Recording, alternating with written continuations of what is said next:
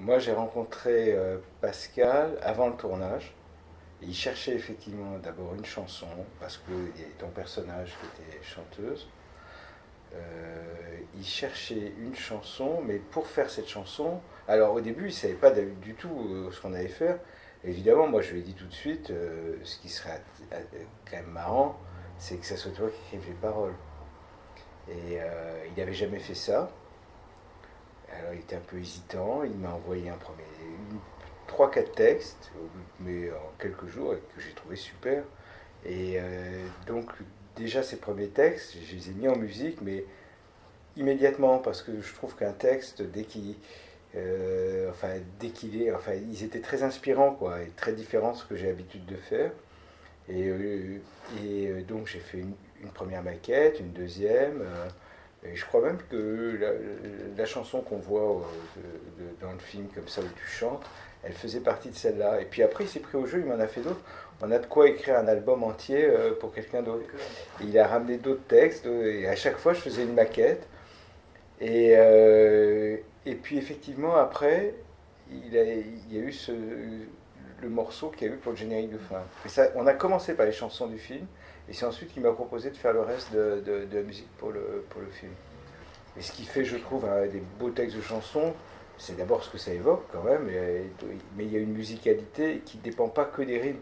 C'est un truc qui peut ne pas rimer ou avoir un pied en plus, et mélodiquement c'est même intéressant. En tout cas, moi, ces textes, chaque fois que je les prenais, je me mettais au piano, et il y avait un truc qui venait assez facilement, donc c'est qu'ils étaient très fluides. Ce qui me paraissait important aussi, quand on a enregistré, surtout la première chanson, c'est que je voulais vraiment, parce que c'est un truc en tant que spectateur, quand on est musicien, il n'y a rien de plus agaçant que de voir dans un film un truc qui n'est pas crédible. C'était où on entend des instruments on voit à l'image des instruments qu'on n'entend pas. Et donc pour moi, c'était très important quand on a enregistré la chanson que ça soit exactement avec les instruments qu'on verrait apparaître à l'écran.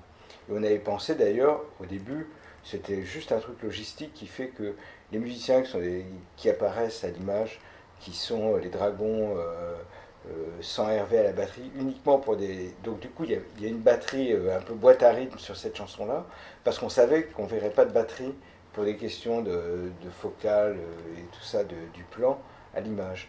Donc j'avais vraiment fait comme si c'était un groupe, un peu avec une. Je pensais presque dans la structure à des groupes comme les Comatins du début des années 80 qui jouaient avec une boîte à rythme, une guitare, une basse et un synthé par exemple. Et c'était un peu ça l'idée, que ça soit vraiment totalement crédible. Et les dragons qui ont joué pendant le tournage, eux étaient prêts à jouer, ils auraient pu faire à la note près ce qu'il y a sur le morceau. Et c'est d'ailleurs ce qu'ils font. Mais ça n'a pas été enregistré parce que voilà, c'est les contraintes du tournage. Mais parfois il y a l'inverse. Je me souviens pour les Frères Larieux, pour les derniers jours du monde, d'avoir joué un morceau dans une scène d'orgie où on l'a joué en direct comme ça, en pensant qu'après, j'avais juste demandé à un clic, donc il y a un métronome qui fasse qu'après je puisse refaire une version studio, parce que je pensais que dans ce contexte-là, ça serait mal enregistré. En plus, l'ingénieur du son pourrait pas, il n'y avait pas de moyen de prise et tout ça. Et Olivier Mauvezin, qui avait fait le son pour les Frères Larieux, avait fait un son tellement bon, avec juste 4 micros, qu'ils ont gardé ce son qui était provisoire.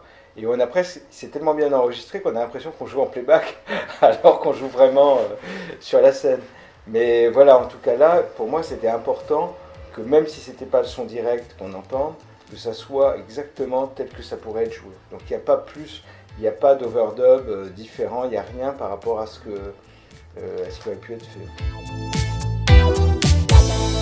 Je ne reviendrai pas, je préfère être morte.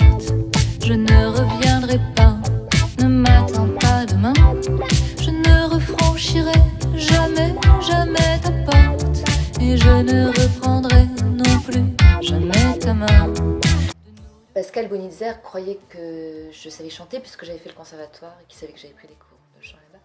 Et quand il m'a proposé le rôle et qu'on s'est rencontrés au café, il m'a demandé, donc il s'est assuré que je savais bien chanter. Et je dis ah oui, bien sûr, comme toutes les actrices françaises.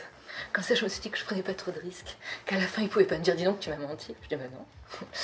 Et voilà, c'est tout. Mais j'avais jamais chanté avant. Et la première fois que j'ai rencontré Bertrand avec tout le monde ici. Je sais pas si tu te souviens, mais ils m'ont proposé, Élise justement, elle m'a proposé de chanter la chanson après que tu l'as chantée toi-même au piano. J'ai dit non, je crois qu'il vaut mieux attendre d'être plus tranquille. Si, c'est vrai. Et parce que je savais pas du tout chanter. Et après, quand tu m'as convoquée pour faire les premières répétitions, je me souviens, j'étais à ton piano, je crois, ou à l'ordinateur, et j'étais derrière toi. Moi, j'avais l'impression que c'était mon premier Stade de France, quand j'étais rouge comme une tomate, et j'ai poussé un couinement de souris, je pense. Et t'as dit, mais tu as une voix magnifique, ça va être magnifique. Et voilà. Oui, c'était vrai.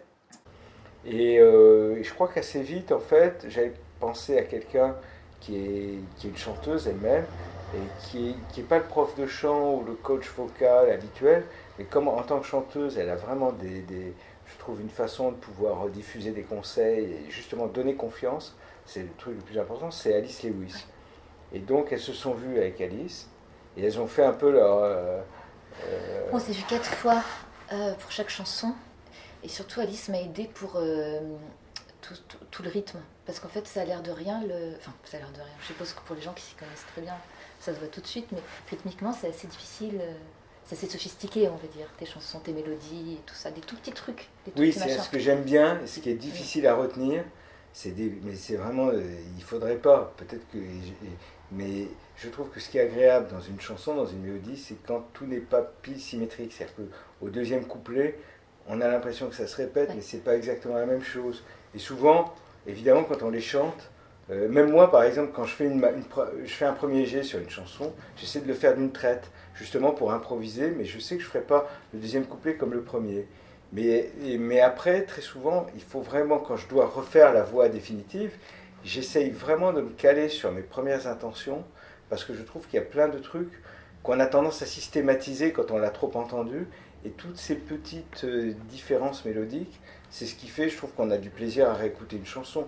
Et il y a plein de morceaux très connus où on a l'impression que la mélodie est toujours la même, mais souvent ça change. On les a tellement entendus qu'on les mémorise, ces petits changements. Mais une chanson qu'on ne connaît pas encore, on va être plus approximatif. Et c'est vrai que et Julia est arrivée dans le studio, mais c'était impeccable. Ouais, après, il faut aussi que je dise que je les ai quand même répétés à peu près, je sais pas, 10 000 fois chez moi, et que mon amoureux m'a entendu répéter « Je ne reviendrai pas » 200 fois par jour pendant 3 mois, je crois. Ils n'ont pas gardé ces plans-là. Il y a des moments où je dansais beaucoup plus. J'étais déçue, je voulais faire Beyoncé un peu. Et finalement, ils ont gardé les plans les plus maladroits, j'imagine. J'étais très déçue. Mais ouais. Moi, c'était très important qu'elle chante quelque chose que je pouvais aimer, en fait, tout simplement. Et qu'il n'y ait pas d'ambiguïté, que ce ne soit pas une artiste ratée, par exemple. Qu'on ne se dise pas, c'est vraiment ridicule ce qu'elle chante, on comprend qu'elle chante dans un bar de loser ou je sais pas quoi. Ça, c'était la première discussion qu'on a eue avec Pascal. J'avais vraiment besoin de savoir ce qu'elle allait chanter pour comprendre qui elle était. Et à partir du moment où je savais que c'était Bertrand Burgala qui allait écrire les chansons, ça m'a donné... Je me suis dit, alors, c'est une fille...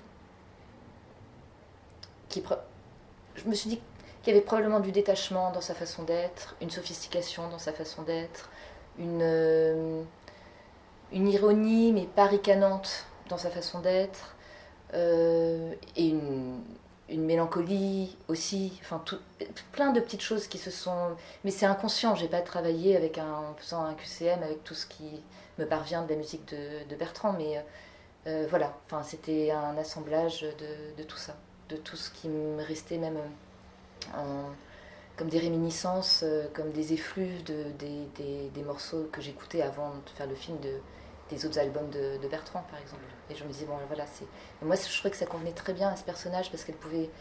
Maya, elle peut basculer dans quelque chose d'outrancier, d'excessif, et là, ça l'a cadré, ça l'a emmené vers sa tristesse, vers sa mélancolie, en fait, ces chansons-là.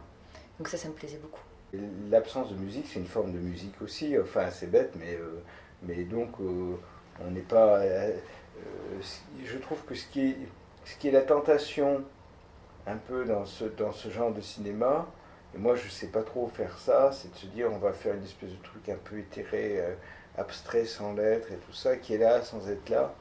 Et je trouve que c'est un film qui n'avait pas du tout besoin de ça. Ce qui fait que par exemple il y a plein de scènes, on s'était dit qu'on allait mettre de la musique, il y en avait de prévues, et finalement on l'a pas mise, On n'a rien mis à ce moment-là parce que c'était pas nécessaire. Et c'est très bien comme ça. Mais en même temps, moi j'aime ça parce que ça me permet, c'est un peu... je prépare un nouvel album et il y a 3 ou 4 trucs que j'avais préparés. D'abord, souvent, je prépare, avant même le tournage, je pense à des trucs. Évidemment, on voit les images, ça n'a plus rien à voir. Mais c'est utile parce que ça me donne des idées pour d'autres choses, d'une certaine façon. Donc c'est un peu en quinconce. Et oui, par exemple, il y a un morceau que j'avais fait pour le film, puis qui n'était pas utile finalement dans le truc. Et je pense que ça va être un super titre. Au début, j'ai beaucoup travaillé avec des non-chanteurs. Peut-être beaucoup aussi parce que dans les années 90, il y a eu tout d'un coup, enfin pour moi dans la voix il y a eu des vogues. Les années 80, c'était presque à la mode de mal chanter. On regarde la plupart des chanteurs qui restent même aujourd'hui, qui sont apparus dans les années 80, c'était rarement des très bonnes voix. Mais bon, c'était comme ça. Et puis après, dans les années 90, il y a eu cette espèce de truc, des chanteuses à voix qui chantaient très fort et tout. Et un peu par réaction contre ce systématisme, je cherchais une forme d'innocence là-dedans. Et c'est vrai que les non-professionnels n'ont pas forcément tous les tics. Et donc j'aimais beaucoup ça. Et puis j'ai aussi travaillé avec des chanteuses comme Kai Mikari, par exemple, qui était japonaise, mais qui voulait chanter en français sans parler un mot de français. Donc c'était des cas de figure compliqués d'apprendre des mots, des textes en français à quelqu'un qui ne parle pas du tout français. Mais disons que ces trucs un peu compliqués, pour moi enfin je trouvais ça, ça pouvait donner une forme de charme. Voilà, je cherchais plus le charme que la performance vocale. Et avec le temps, je ne suis pas devenu du tout... j'ai pas trop changé là-dessus, mais je pense qu'on peut avoir à la fois le charme et une forme de rigueur. Ce que j'ai compris avec le temps, c'est qu'il faut incarner, il y a un truc de présence. Et on peut chanter de façon même approximative, mais il faut être vraiment présent. Pour moi, ces chansons-là, j'en ferai pas une autre version. C'est-à-dire pour moi, c'est cette version-là, c'est la version de Julia. Je ne ferai pas sur un disque à moi maintenant, parce que pour moi, elles existent, et c'est la version parfaite qu'en a fait Julia. Et donc pour moi, ça veut dire que vraiment, là, elle n'a pas juste mis une voix pour les besoins du film, elle a fait un vrai travail d'interprétation. Moi, je vois pas ce qu'on attend pour enregistrer toutes les autres chansons qui dorment. Ouais, ce serait marrant. Ouais, c'est vrai, il faudrait. Il y avait une chanson écrite par une petite fille de 8 ans. Et elle est géniale, cette chanson. Tu m'as piétiné. Tu m'as piétiné. Et c'est une amie enfin, je pense que c'est des amis de Pascal, quoi. Leur fille a écrit ça, elle a 8 ans. Les acteurs qui chantent, il y a un charme, il y a quelque chose qui est tout à fait unique. Oui, c'est-à-dire que quand ils ne se prennent pas pour des chanteurs, voilà. C'est impossible qu'ils chantent mal, en fait. C'est à partir du moment où ils se prennent pour des chanteurs que ça peut déconner un peu. C'est vrai. D'accord. Quoique Poulvord dans Podium, Ah, je dis pas. Bon, c'est presque mieux que les versions de Ah ouais, c'est vrai.